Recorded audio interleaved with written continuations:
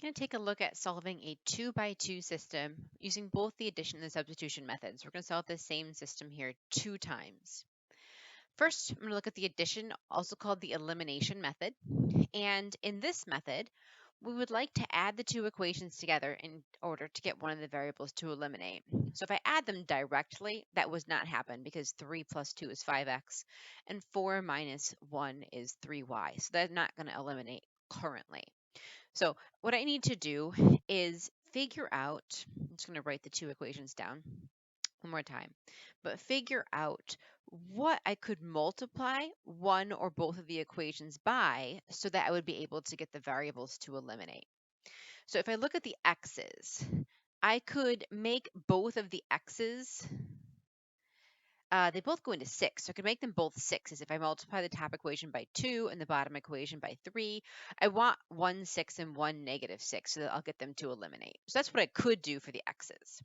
Now I want to compare that to what I could do with the y's before I make my decision. If I look at the y's, I see 4 and negative 1. Well, with the y's, I could make them both 4's, 4 or negative 4. And I think that I'm going to choose that because that's less work for me since I already have a positive 4 here and I already have a negative 1 here. If I multiply this bottom equation by 4, it's going to create a negative 4 since there's already a negative there. 4 times negative 1 is negative 4 to go along with my positive 4, and then I'll be ready to add the equations. Had I chosen to get rid of x instead, I would have had to do something to both equations. It saves me time to not have to multiply the top equation by anything. So we're going to leave the top equation alone. So just rewrite it.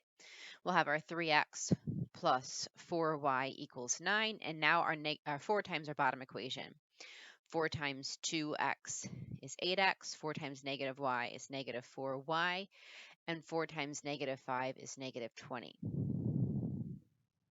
All right, now we add the two equations up, and we have 3x plus 8x, that's 11x. When we get to the 4 and negative 4y, they're going to add to 0y. That eliminates when you add them because they're opposites. And then if I take 9 plus negative 20, that's going to be negative 11. And we can divide both sides by the positive 11. Sorry, I was thinking of the negative one there. That's a positive 11 I want to divide off. And that'll give me x equals negative 1. Once I know the x coordinate, we're going to take it and plug it back into one of the original places for x so that we can solve for y. So I'm going to use the top equation just because it doesn't have any negatives, so I feel more comfortable with it. So I'm going to have my 3 times negative 1 for x plus 4 times y equals 9, and that's negative 3 plus 4y equals 9. I'm going to add this 3 to both sides. 9 plus 3 is 12, and I'm going to divide both sides by 4, and we'll get y equals 3. So together, those two pieces, our x equals 1 and our y equals 3, give us the solution negative 1 comma 3.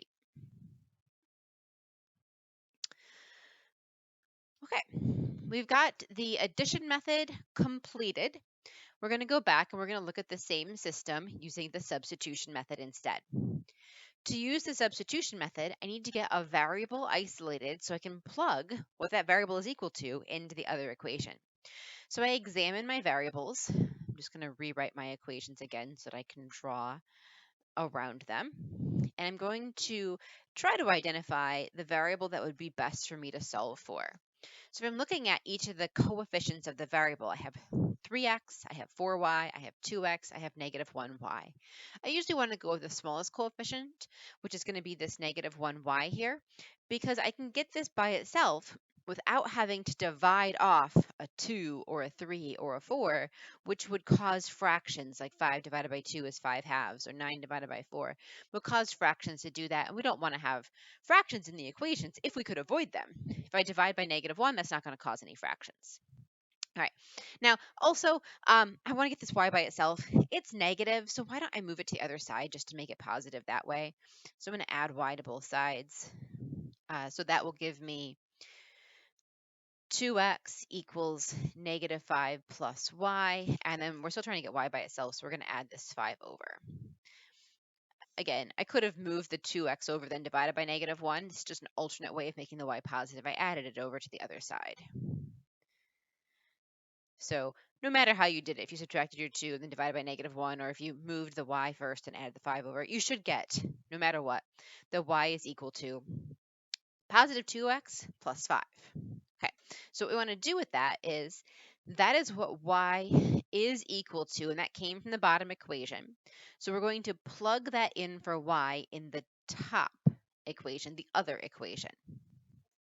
Okay, so our first equation now becomes 3x plus 4y, but wait a minute, y is equal to 2x plus 5. And then I finish with equals and 9. All right, now we distribute and simplify.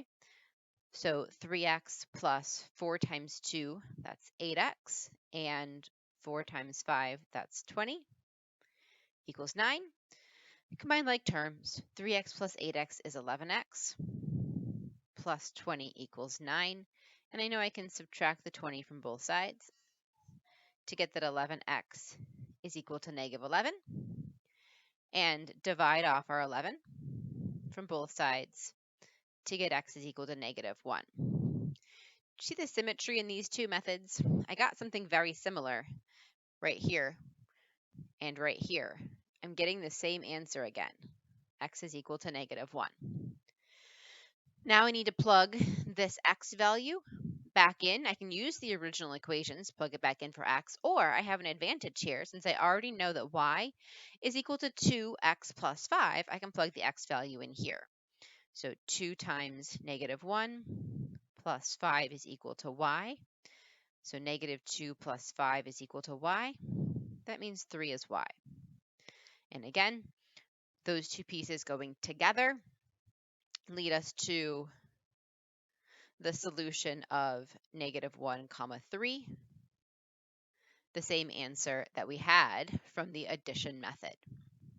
So both of the methods work to give us the same solution. Sometimes it's easier to use one than the other depending on what the values in the question look like, so it's a good idea to practice both methods.